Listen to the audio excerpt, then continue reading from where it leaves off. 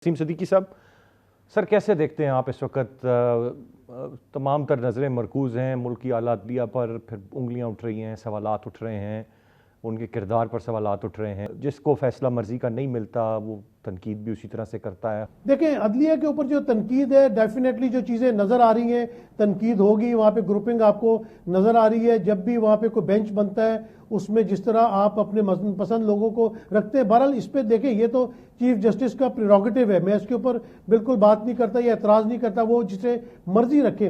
लेकिन कहते हैं ना कि जो इंसाफ है वो होता हुआ नज़र आना चाहिए। तो आप जो बेंच बनाते हैं, जो बड़े ही गंभीर किस्म के मामला है, उसमें फुल बेंच बनना चाहिए ताकि राय पता चले कि ज़्यादा से ज़्यादा जजेस क्या करते हैं। जब भी कंट्रोवर्सी आएगी आपके, जो आपने फैसले देंगे, तो फिर उससे डेफिनेटली जो ग्रीवेंस पार्टी होती है वो खुश नहीं होती, फिर एम्बिगिटीज पैदा होती है। तो मेरे ख्याल से इनको चाहिए कि सबसे पहले बैठ के, अगर सुप्रीम कोर्ट अपने मामला तय कर लेता है, उसके बाद पार्लियामेंट पे भी फर्ज बनता है कि वो भी अपने पार्लियामेंट के मामला पार्लियामेंट में तय करे और पीटीआई को दावत दे कि आपके इस्तीफे कबूल नहीं किए, आप पार्लियामेंट में वापस आके अपना रोल प्ले करें।